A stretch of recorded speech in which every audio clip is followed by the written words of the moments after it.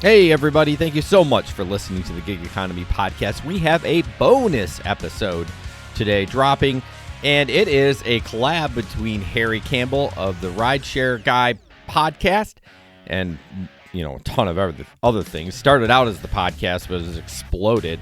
Harry is the OG of podcasting for gig stuff.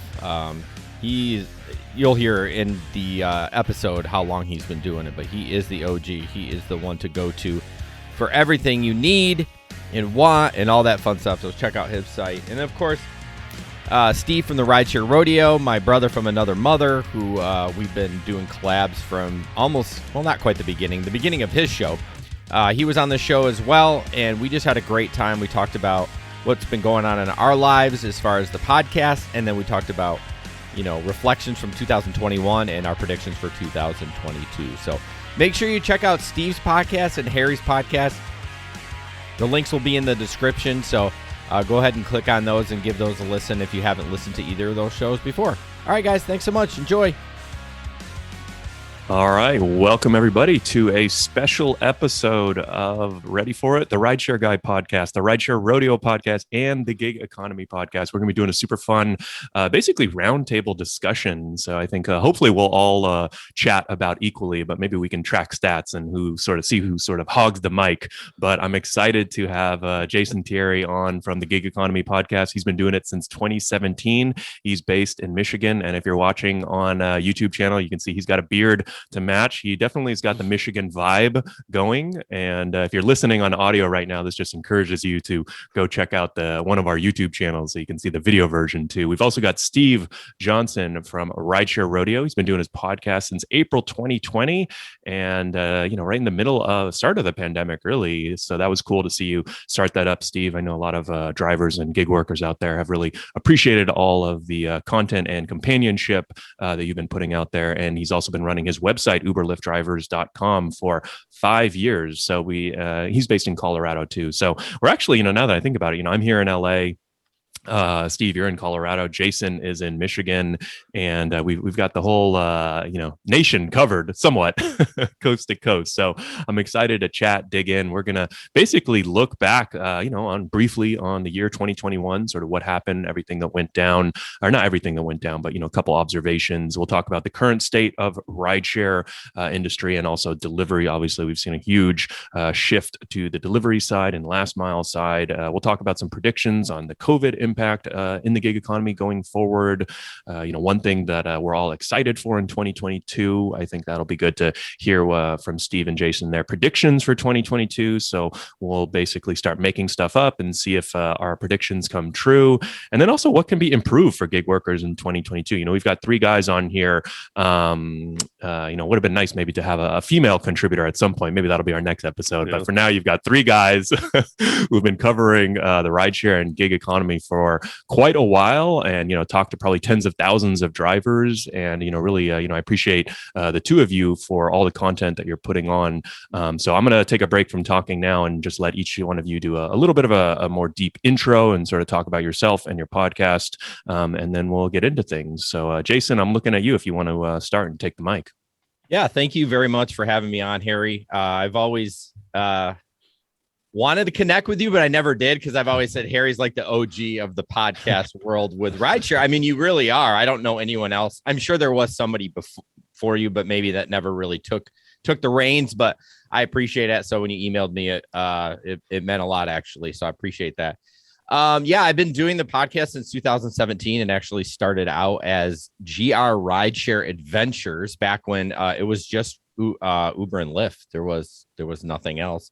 And then over time, we actually had to rebrand, right? Because rideshare, right before the pandemic, we rebranded to the Gig Economy Podcast because it blew up, with delivery and those things like that. So we've had a couple of co-hosts that have come and gone. Just, how the gig working goes.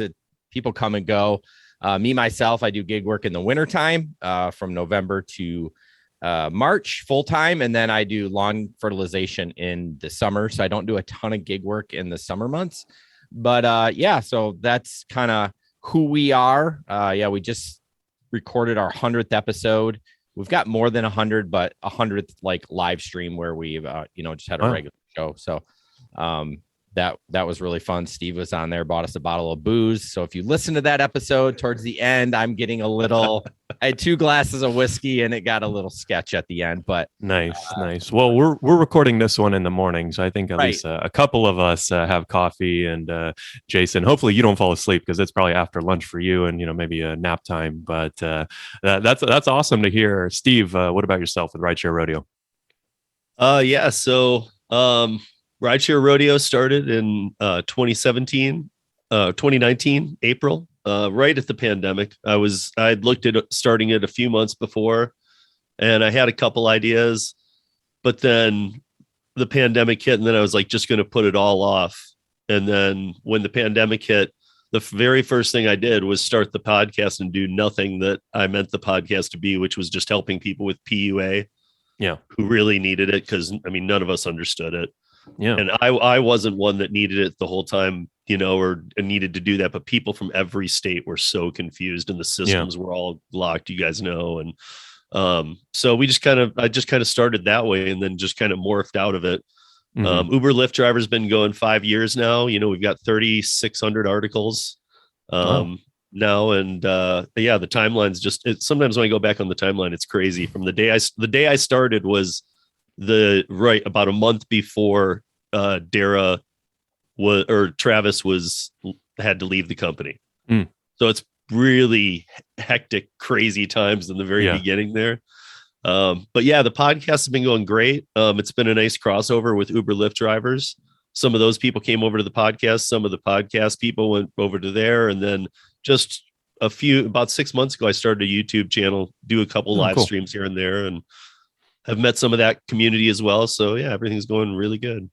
Nice. Well, I'm excited to chat with both of you because I think that you bring a sort of unique perspective, and it's cool that we're all kind of meshing into one. Jason, like you mentioned, I guess I am, the OG of, really the rideshare and gig economy space in general. For those who don't know, I started my blog, podcast, and YouTube channel actually in 2014. So that's 7-8 years ago now, and not many people make it that long in the gig economy. So that's sort of what I've seen a couple waves come and go. The Travis at Uber wave, the Dara at Uber wave is still going on, right? The unemployment or the employment battles, right, that happened like last presidential cycle and this cycle. So it's been interesting for me.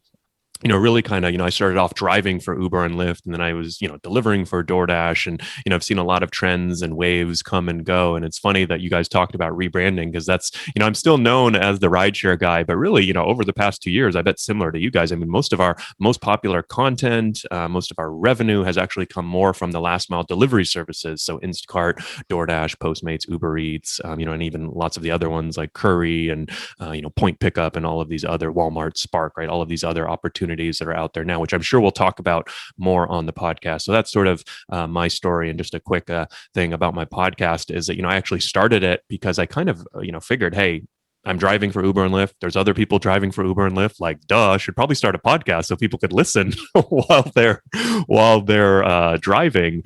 And we've been doing about an episode every week or two for 7 years. So we're at a couple hundred episodes now.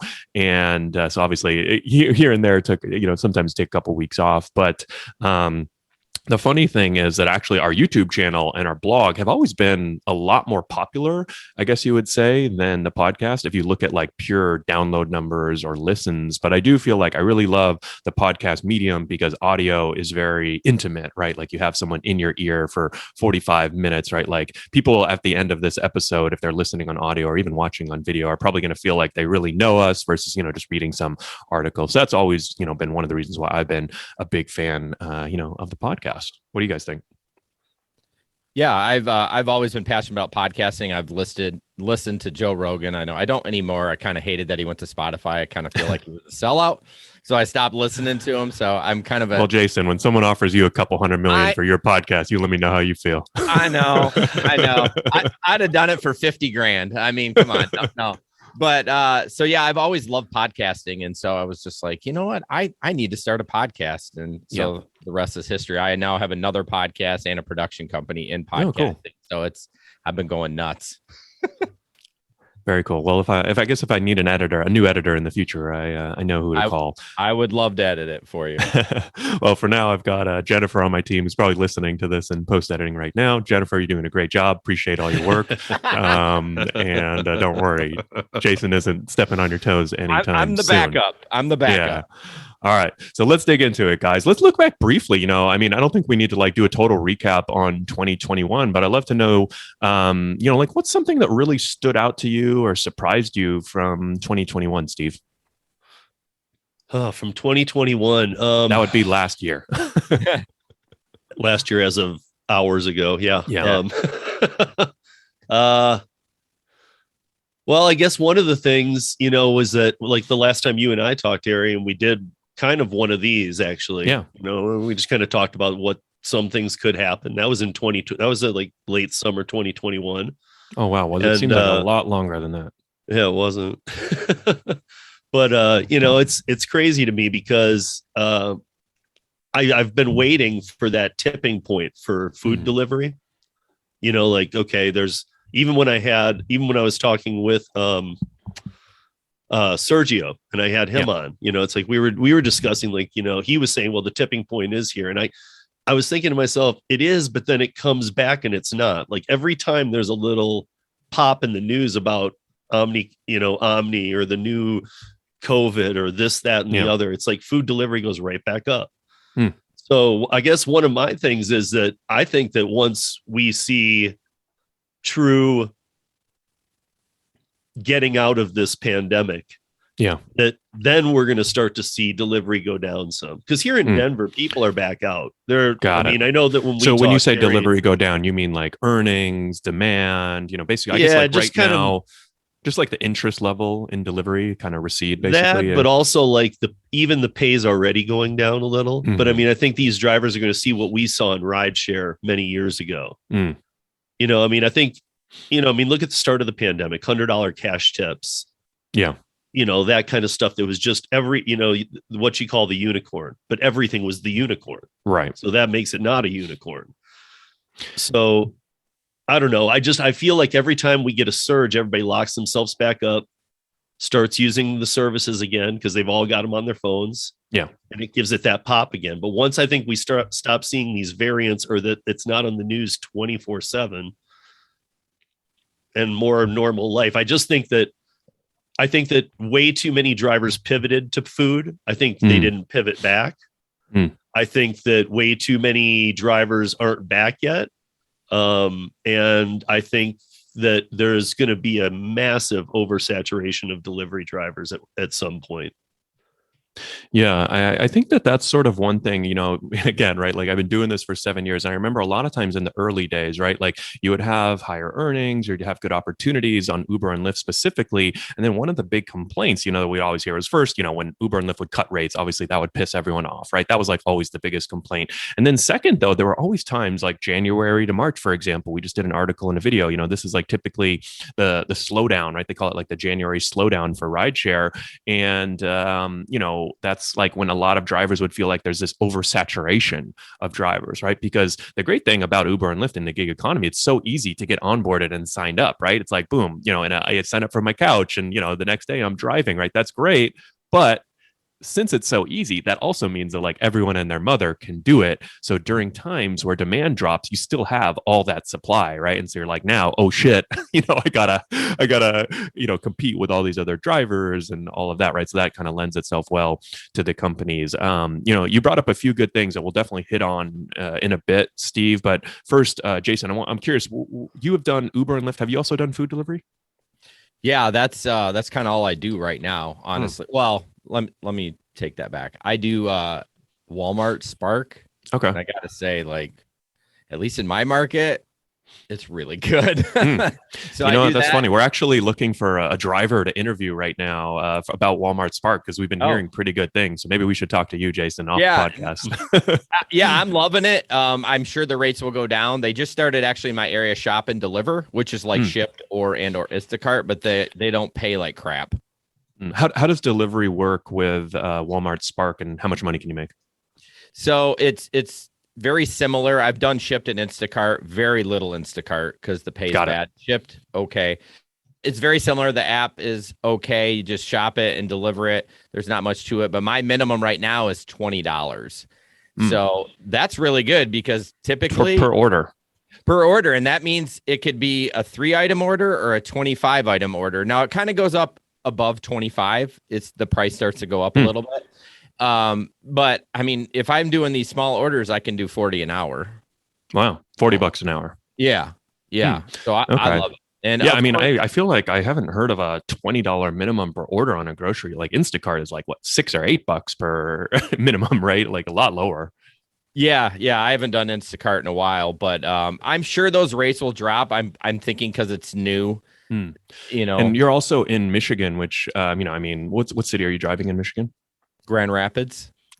So it's what, like a medium-sized city, not huge, but pretty big, right? We're the second biggest city in Michigan. Okay. Other than Detroit. And I have probably access to about 6 or 7 Walmarts. So.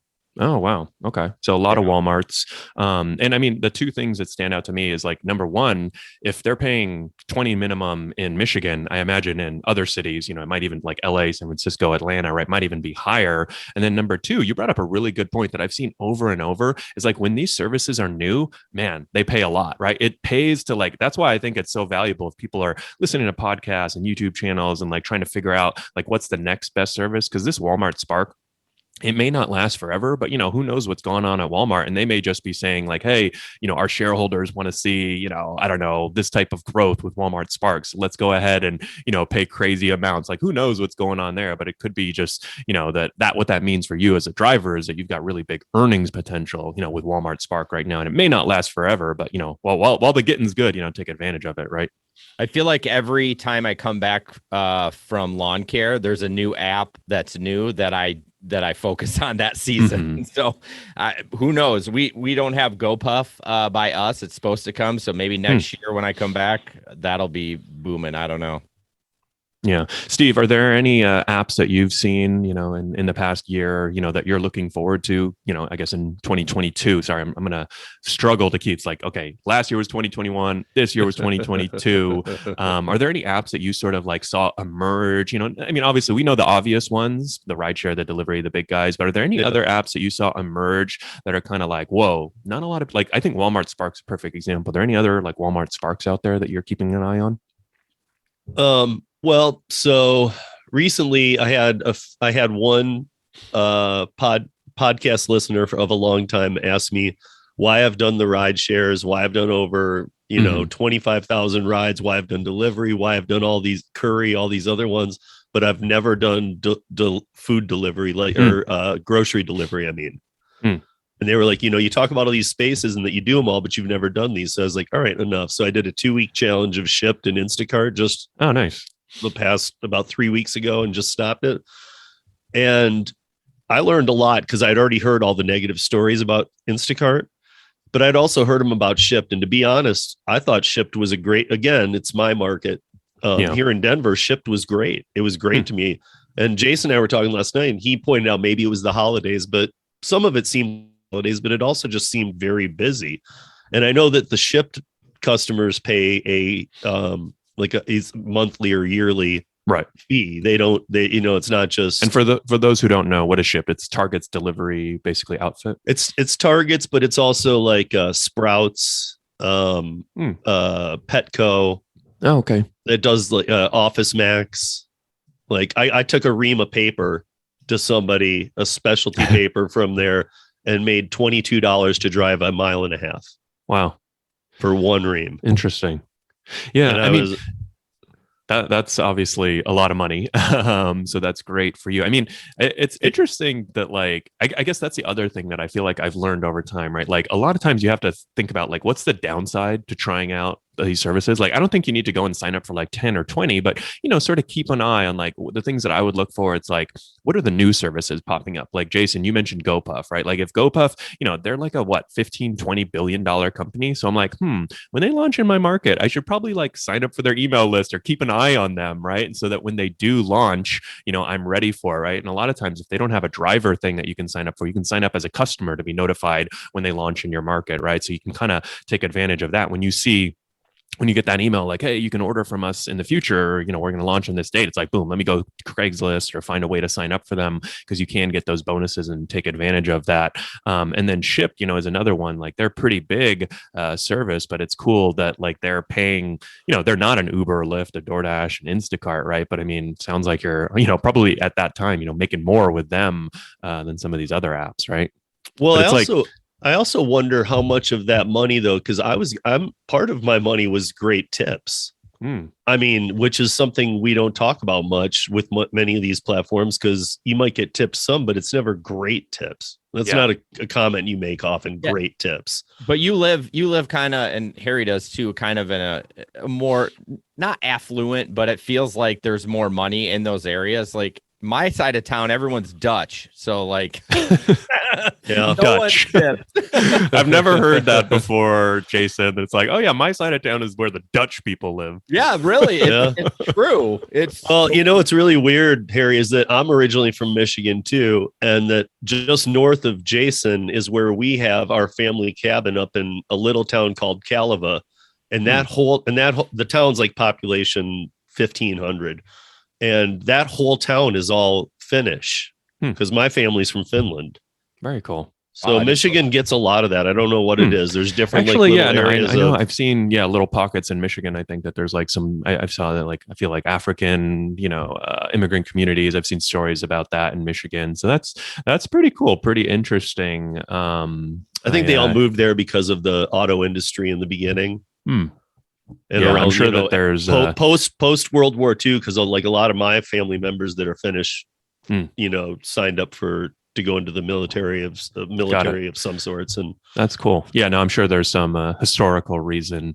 But you know, I want to stick on this rideshare versus last mile delivery point for a second, because I think this is really interesting. You know, so we've talked about all these new services, and you know, okay, so I think we've given some good advice on, you know, keep an eye out on Walmart Spark and Shipt, and try some of these, you know, look for the new ones like GoPuff that are going to be launching in your market. These are good earning opportunities. But what about rideshare? Because, you know, my original question, Steve, right, was, you know, looking back on 2021, what's one thing that stood out to you? And I guess my answer to my own question would be, man, like there's some pretty high earnings on Uber and Lyft, right? Like we've been, you know, so you had Sergio who's one of our top contributors. He drives out here in LA, and, you know, his nickname is Surge EO because he's always chasing the surge. I know, pretty lame dad joke, but you know, I mean, we've been posting pretty consistently the past few months about his earnings, and I mean, literally like screenshots every week. And this is in LA, you know, a top market. Average, you know, I think Uber has said the average earnings in LA is around $30 to $34 an hour over the past, you know,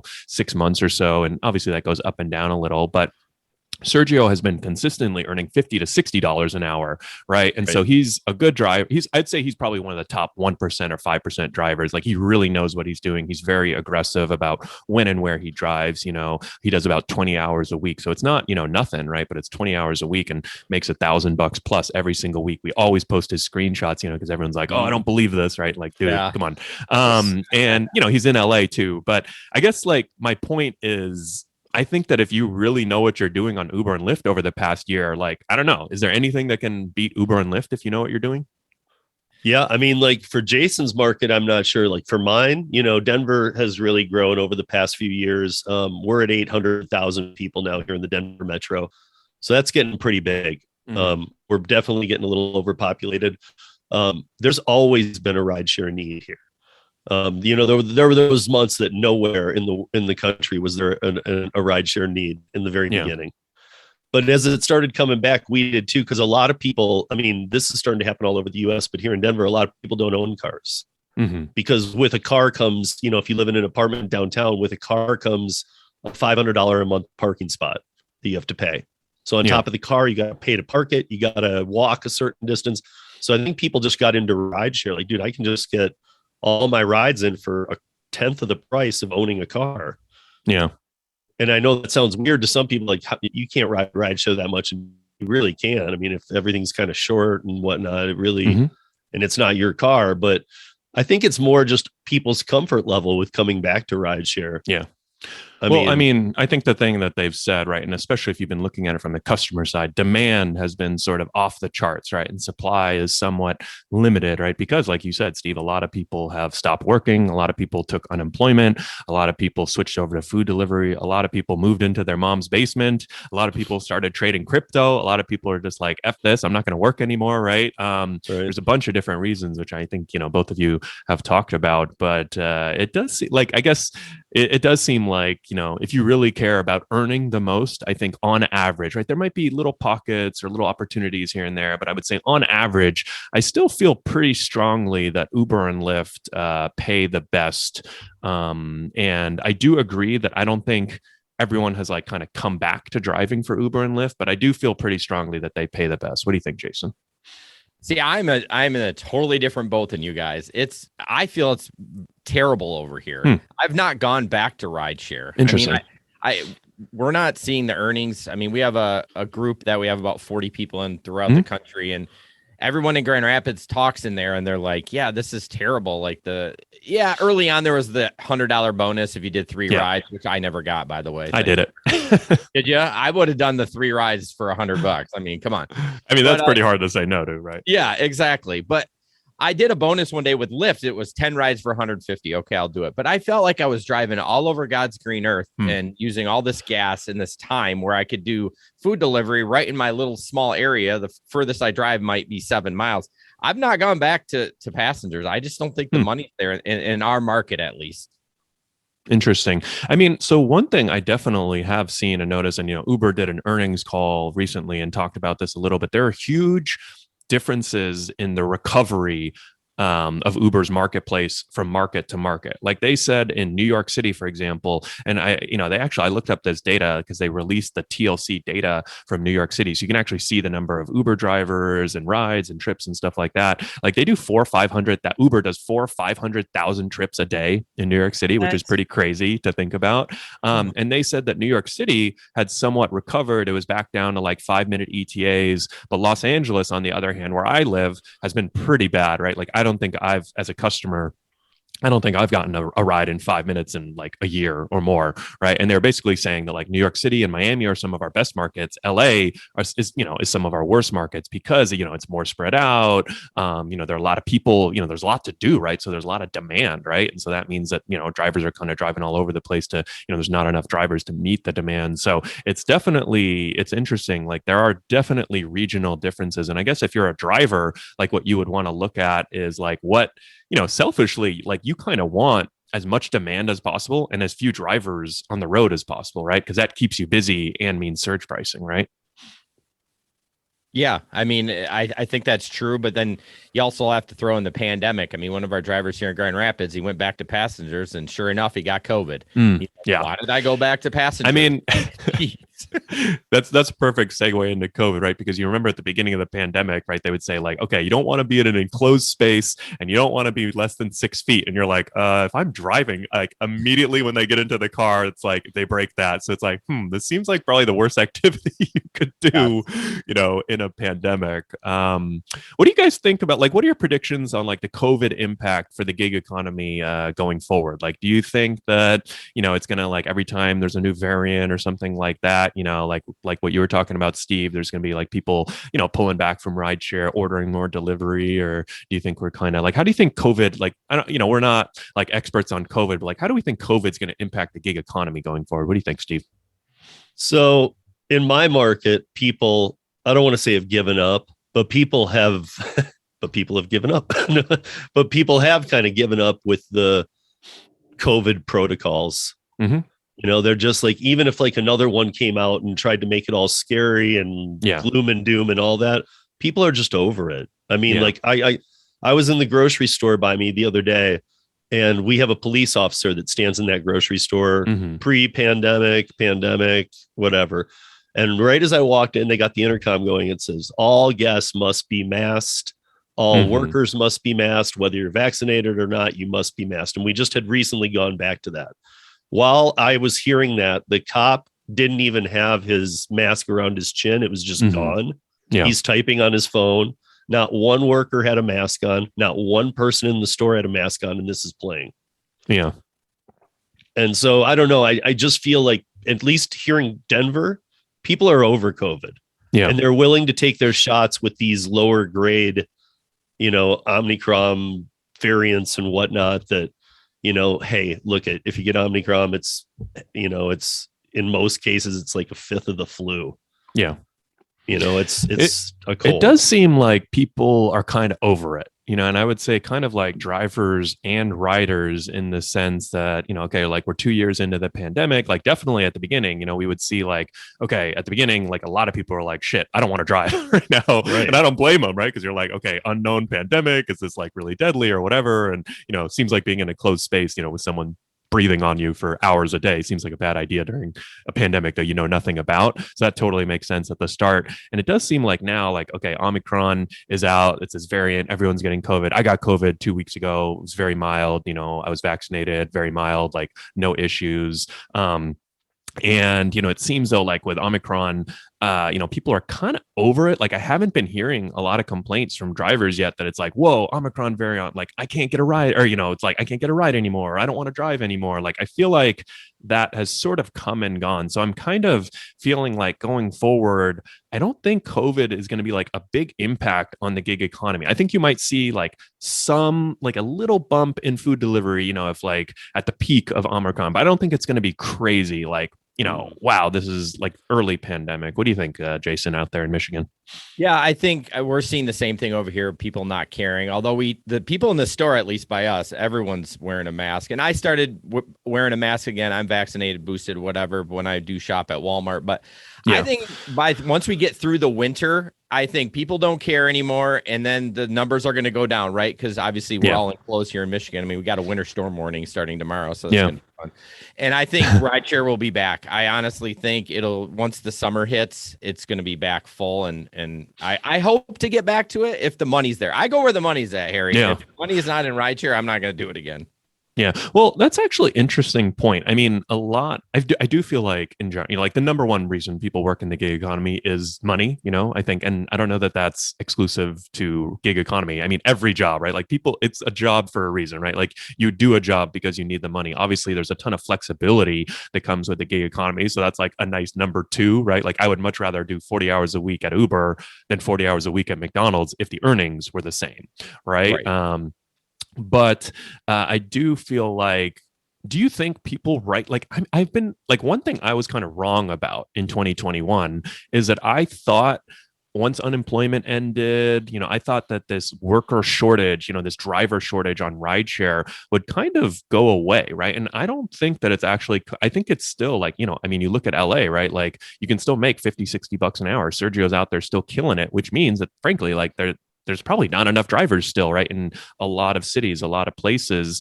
I'm kind of surprised that more people haven't come back to rideshare. So that was like one thing. I thought like as unemployment expired, I didn't think it would be overnight, like everyone would come back to driving for Uber and Lyft. But I did think like more people would come back to driving for Uber and Lyft. And that's kind of been one thing I've been wrong about. What do you guys think?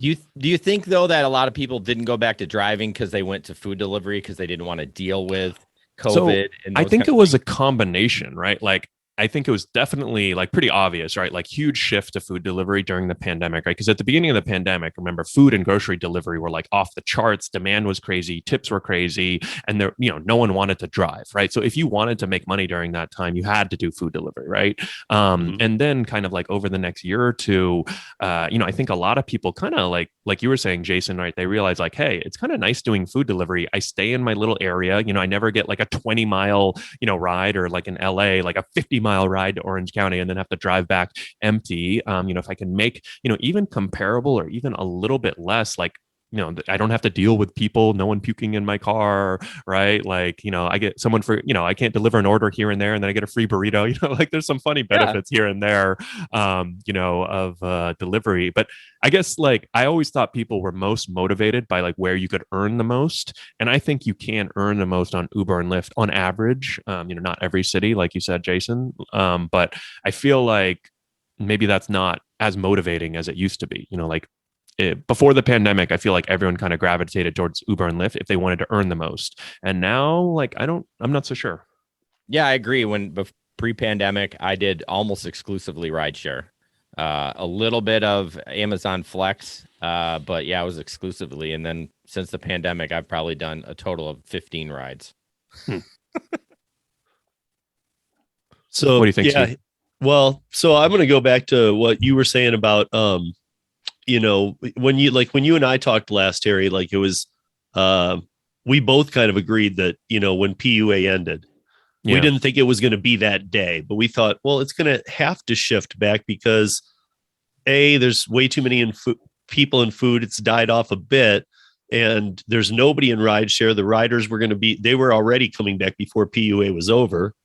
And then the drivers didn't come back, and you and I both thought they would. So I guess one of the biggest things I'm wondering about, and this goes even beyond the gig economy, is if you squirreled away some money somehow during the pandemic, which doesn't even make a lot of sense, but if you did, and you're able to quit your job or you're able to not go back to rideshare, what are all these people doing? Yeah. Well, so I do have a few theories. So this will be fun to chat about. I want to hear what you guys think about my theories. So at the start, I thought the two big reasons were shift to food delivery and PUA, right? I mean, one thing that was actually pretty cool in 2020, and it sounds like Steve, you had this sort of similar feeling, is that man, there were a lot of drivers and gig workers taking advantage of PUA, right? And so it's kind of cool to be helping them, and it was challenging and complex to navigate. But obviously, when people got $1,000 or thousands of dollars of checks in the mail, they'd be very thankful to you, right? There was one video that we did on the EIDL, which was this $1,000 grant, and it ended up getting like hundreds of thousands of views on YouTube, and it's pretty cool. If you go look at the comments on that video, everyone's like, just got my $1,000 check deposited. Thanks so much, guys. Like, it was kind of a cool feeling. Like I wasn't the one giving them the money, but obviously we helped them, or, we walked them through the application process. So they're really thankful. And it was funny. A Washington Post article ended up coming out that said that Uber and Lyft drivers were the #1 recipient of that EIDL grant. So wow.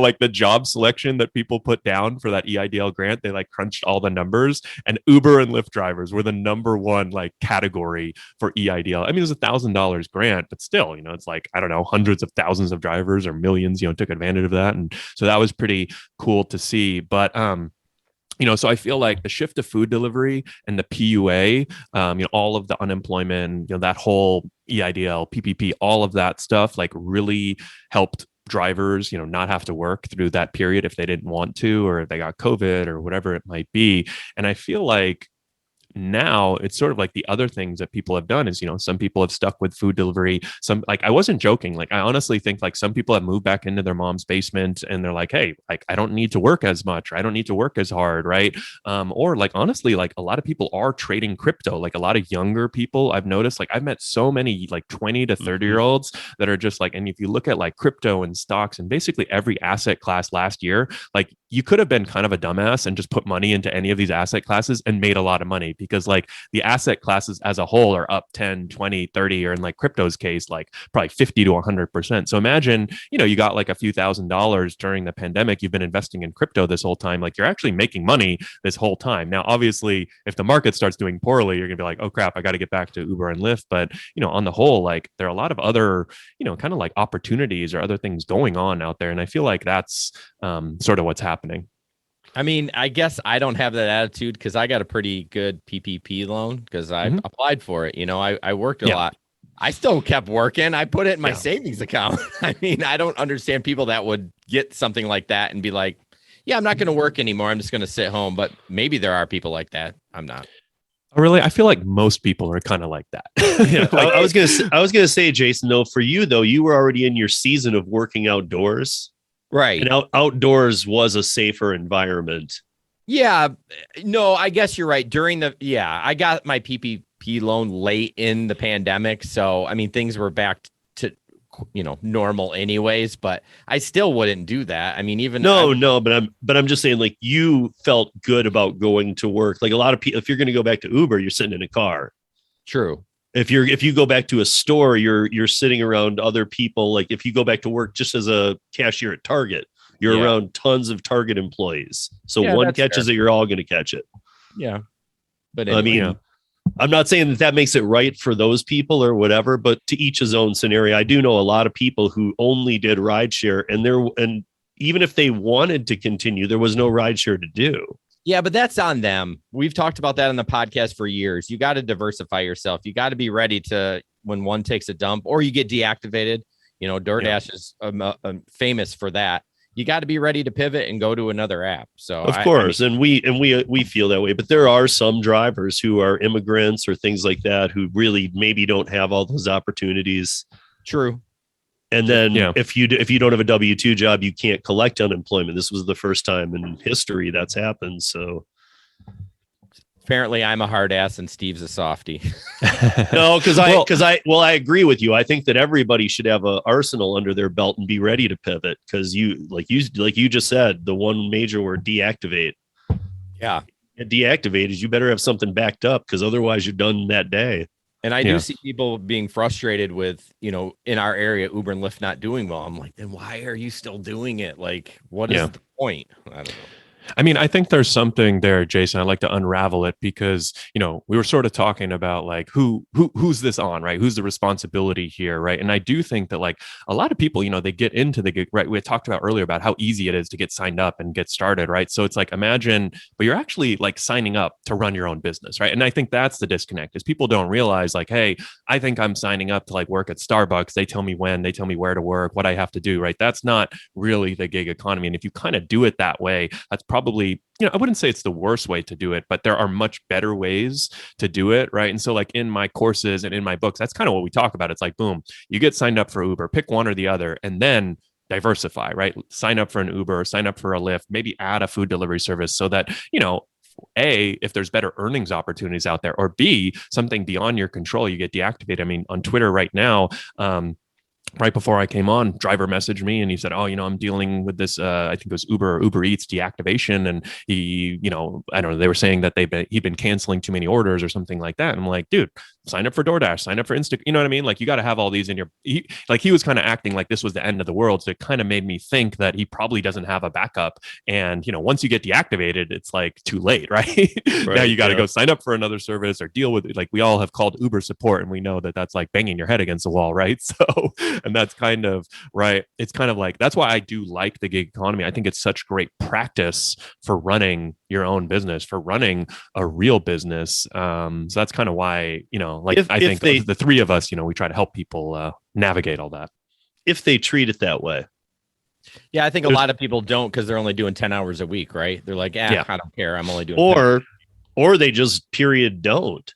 They sign up, they work at a ton. And in the beginning, like we all know, the honeymoon period, it's like, you're getting all these orders. You're like, oh, I'm doing great. And then it slows down. It's your business. If it slows down, you can't say Uber did that just to get because you know what? They might have given you, I mean, they shouldn't be according to the algorithm, but they might have been making sure you're getting some good orders so you understand the feel and I would do that if I was a hiring manager. I'd make it easy for my new employees or my new workers. You'd throw them kind of, throw them a bone here and there. Yeah, exactly. Or you give them some easy rides to get it down and things like that. I mean, like, but then when they, kind of pull that plug and you're on your own, then it's like people start pointing at the companies all the time. Like, well, this, and this and this.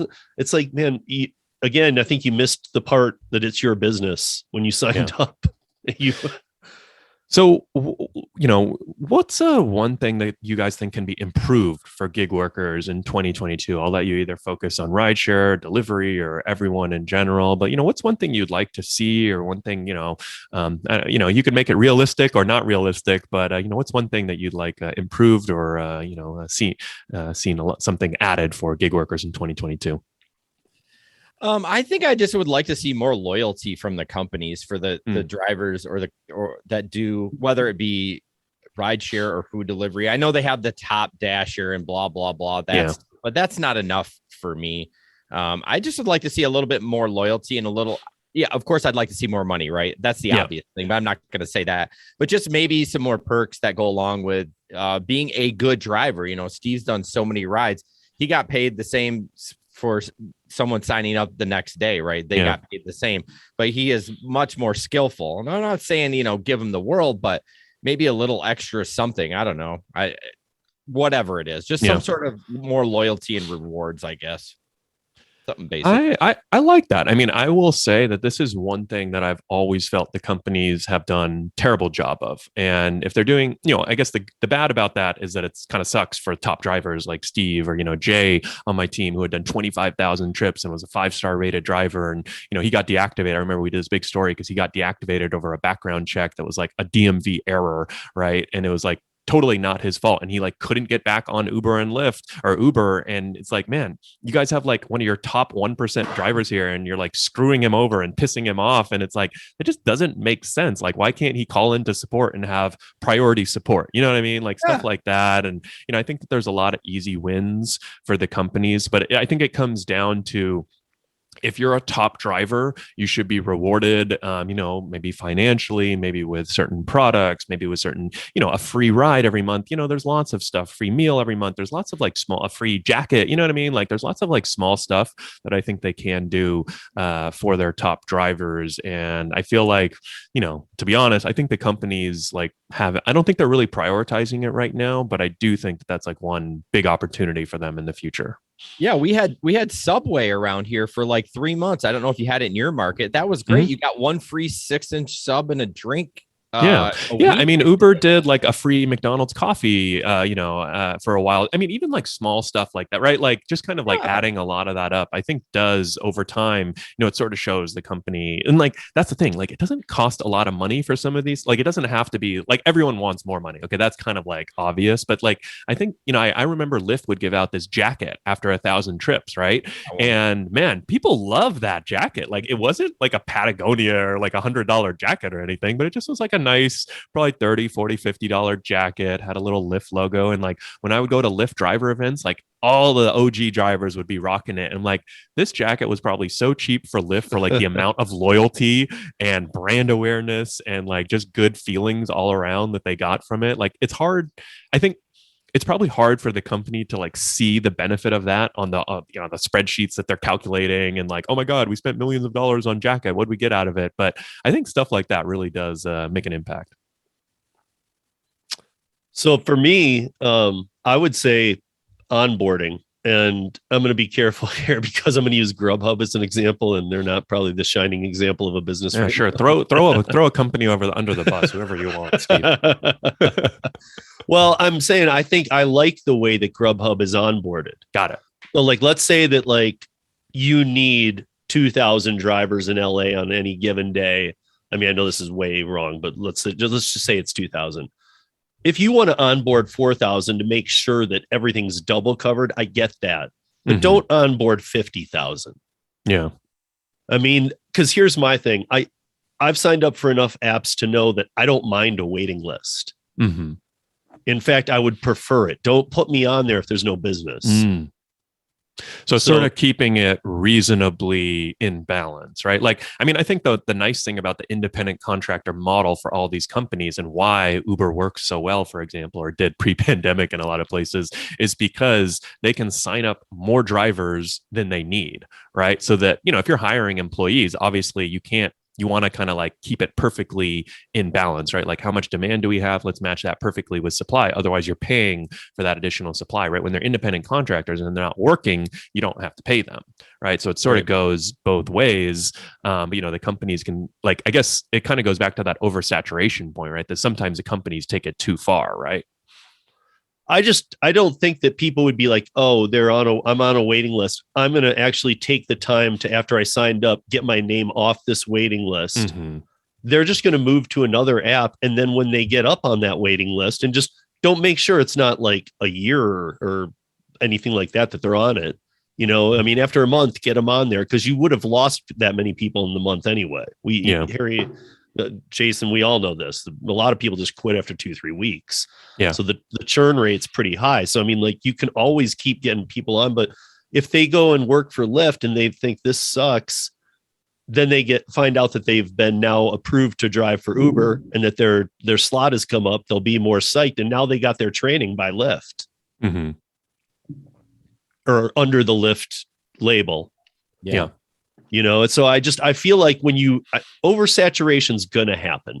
I don't doubt that it's going to be in every market and every one of these companies wants it. I think they could minimalize it a lot. Mm-hmm. Yeah, the only ones that I know are Grubhub and Amazon Flex will waitlist you. The rest of them I was able to sign up, no problem. Right. And usually drive the next day or something. And and I guess that goes to another point of mine that goes back to you, Harry, with what you were talking about with Jay. You know, I've heard of other people. I know other people who checker really messed things up for them. Yeah. And it was like, maybe it was the wrong person. Like the checker background check was done on somebody else and they deactivated this person, and then the companies don't want to hear about it. Yeah. They don't have the support to run it down. They're like, whatever, we don't care. We'll move on to the next one. Well, I'll give a quick shout out to one of the partners that we have. He's a lawyer, Larry Smith, and he actually specializes in helping drivers with deactivations over checker background issues. So it's like very specific. If you've been deactivated for other reasons, there's not as much that they can do, but there's like some interesting laws around like the Fair Credit Reporting Act and stuff like that. So people can check out Larry Smith. I think it's smithmarco.com, but we've been working with him a bit. But it is cool. Like there are a number of these services out there that obviously help drivers or lawyers or whoever it might be. So that's definitely cool to see. I guess one thing like along those lines, like one thing that I'd like to see improved in 2022, and I guess this is sort of like more, I don't know that this is going to happen. Maybe we'll do predictions in a second. So I'd say this is more like my wish list or my one item. The top of my item on my wish list is I think more protections for gig workers would be a good thing. Around things like pay, the things that everyone cares about, right? Like, we haven't really touched on like the employee independent contractor debate. That might be a separate topic. So maybe we'll stay away from that since we're running low on time here. But I think that there's so many things that every driver cares about, or like every driver wants to be paid more. Every driver does not want to be unfairly deactivated, right? Like every driver is worried potentially about oversaturation, right? Like there's like better customer support, right? Like there's a bunch of things, better loyalty programs, right? Like if you're a top driver, you should be rewarded, right? There's a bunch of things that like every driver cares about. And so I guess like that's what I would love to see, like either from third parties like Larry Smith, or, we've been, working, there's lots of companies out there that I think you guys have covered, like Solo. And, I just connected you guys with the Buckle guys, right? Like a new insurance product for gig delivery worker, right? There's all these like third party, I guess you would call them like third-party companies working on new products and services for gig workers. And then there's also, actually like cities doing stuff. So I really like the city of Seattle. We just did a big podcast with them, and, they have a minimum pay for drivers. They have a driver deactivation. They call it a driver resolution center. So Jason, like you were just talking about, if someone's unfairly deactivated, Uber and Lyft, if you're driving in the city of Seattle for Uber and Lyft have to tell you why you were deactivated. They can't send you like a list of 11 reasons and say, pick one, here's why you were deactivated, like they always do. And then you actually have the chance to like arbitrate that between like a neutral third party. And so I think like stuff like that is really cool. And then I guess the third group that could potentially, add more protections for drivers would be like the companies themselves. And this is sort of like the one I've got the least hope for. But, like I do think over time, the companies will do a better job of adding loyalty programs. Like Uber and Lyft and even Doordash have dabbled in some of the loyalty programs, but, it's not super well thought out or robust. They've got a long ways to go. But I guess that would be kind of like the third group that could potentially, add more. So that's sort of like what I would like to see. I think there's like a lot of protections and benefits for gig workers out there that like matter to everyone. And that's kind of like what's on my wish list for what could be improved, going forward in 2022. Yeah, I think, not getting into AB5 or any of that, I think you can still be an independent contractor, but still have those protections, right? I want to stay an independent contractor, but we need a little bit of help there in especially with the deactivations. I think. Yeah, like I'll be honest, I'm going to keep harping on the Seattle thing because I think it's really cool what they've done. They've kept all the drivers as independent, and they're kind of like a very progressive, like labor forward city. So you would kind of imagine that they might be more on like, we should make everyone employees, but they've actually like gone the other route and said, let's keep everyone independent contractors, but add like the things that kind of, I think are really like a pay floor, right? So it's like not limiting your upside, right? But it's like, hey, let's say that drivers can't earn less than this amount. Let's like they have a $5 or what did they have? They have I think it's like I think it's like $5 or $7 or $10 minimum fare net to the drivers. So they've got like some cool protections in there for Uber and Lyft drivers in the city of Seattle that aren't like crazy, like, let's completely flip the script, but it's just like some nice benefits here and there, basically. Are they able to work whenever they want and everything? Yeah, exactly. Right. I mean, it's still like work whenever you want. It's still independent contractor. It's just, riders have to pay a little bit more. There's like a per trip fee of, I think, 50 cents per trip now that the riders have to pay. And now drivers get that, driver resolution center and a couple other benefits. So that driver resolution center sounds like something that every city needs. I don't know if this, I know that Super Solo cool. is getting ready to expand other cities right now. Yeah. I was just chatting with him about that, in fact, like a couple days ago. And but I think that the driver resolution center is key. I think every big city needs every state should have one. And it should be in your big city, and then start working them out a little bit more too. But almost like the Green Hub or the and I think that's what's like. Now just let's do these. Let's do something important instead of, hey, come here and get a free keychain. Yeah. Well, and that's the thing. That's where, like, I guess if you're optimistic about things, you could be like, wow, look at all. Well, so if you're pessimistic, it's like, look at all the shit that sucks, driving for Uber and Lyft in the gig economy.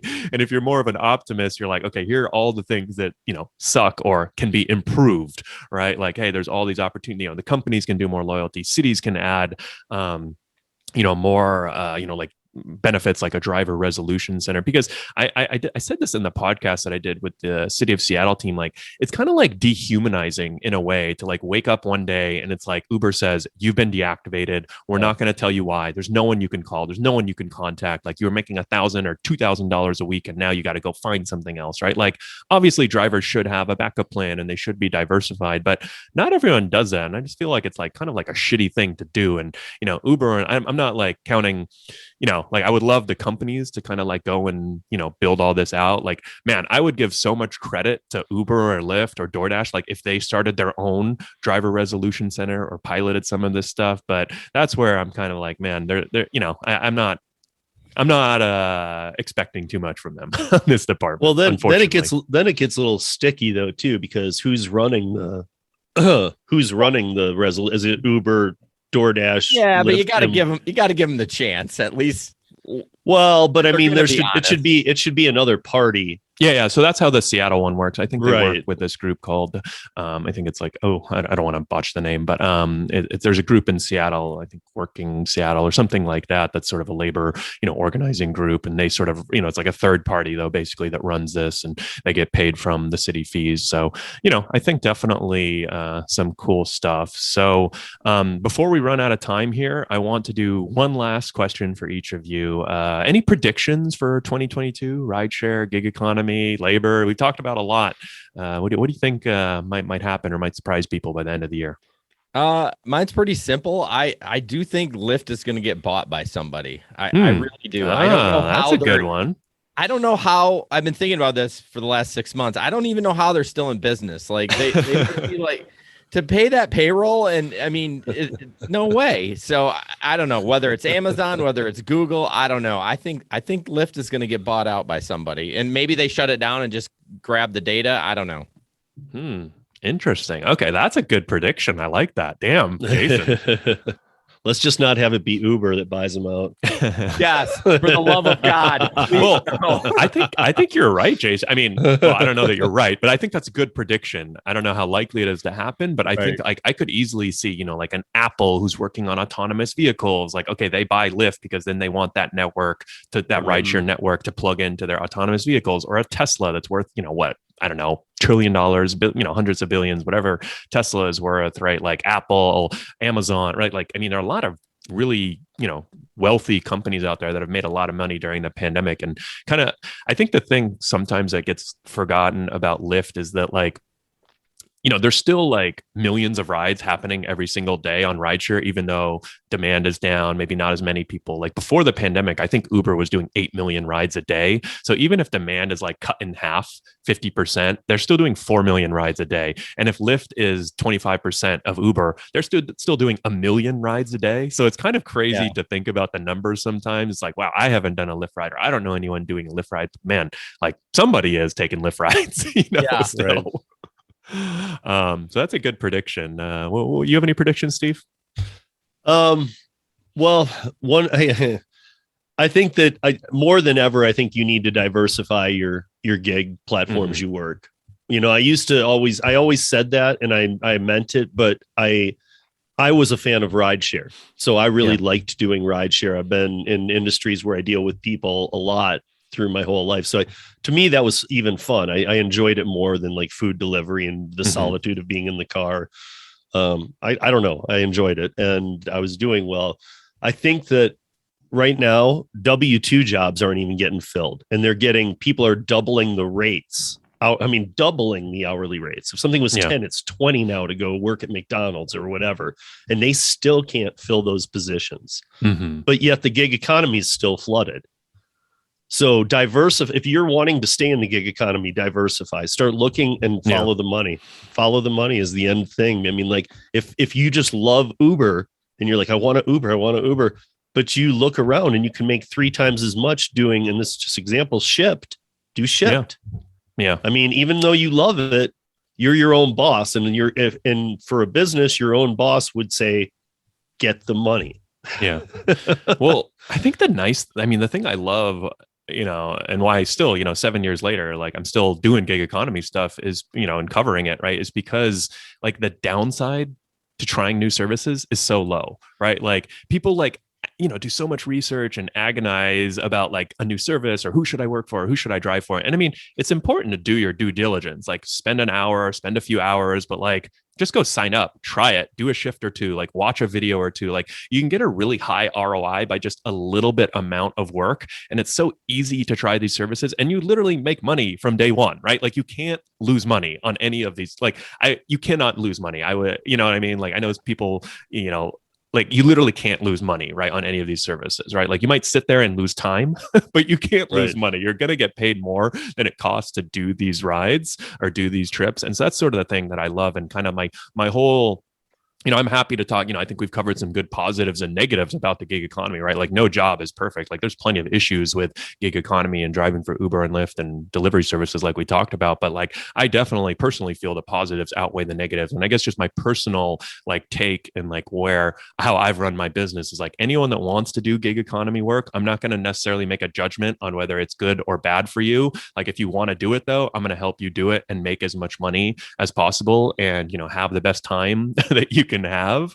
So I guess my prediction is actually sort of that I think the earnings and opportunities are going to stay high and stick around, sort of similar to what you said, Steve. Like in 2022, I think it's going to, like, if you want to make $50 to $60 an hour driving Uber in LA, you're going to be able to do that for all of 2022. If you want to go find, you know, new services, like you don't necessarily have to drive Uber and Lyft. You can find Walmart Spark, you can find, Shipt, you can try these new opportunities. There's so many companies like getting into this last mile delivery space. You know, people want things faster and faster, right? And that requires workers to deliver it. And, you know, if the faster you want something, the more you kind of have to pay for it. So I just think that like, I'm kind of bullish on the overall opportunity in the gig economy that like, if you want to take advantage of it, and like, I think the earnings are really going to stay high because, you know, of like, the trends within the gig economy and last mile delivery, but also just like, you know, macro labor, right? We talked about like, you know, a lot of people are like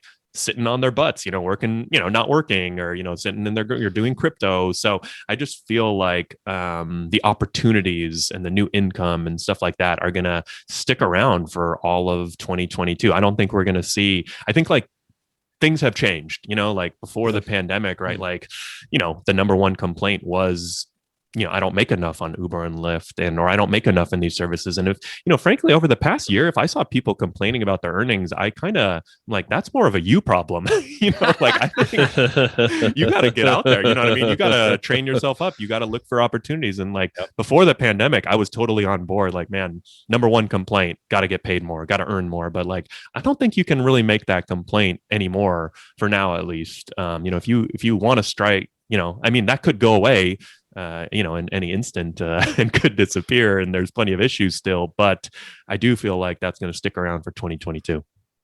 Yeah, I think that's a good prediction. I like your attitude of like it's your fault because there's so many apps. You can't really blame just Uber and or Lyft. Now you got like 17 other ones. And well, I mean, if people are listening to this podcast now, they know like I should keep an eye out for Walmart Spark. We gave them 3 great ideas. Walmart Spark, Ship, and GoPuff are 3 like great ideas. And Curry. Yeah, I mean, he's all earned good.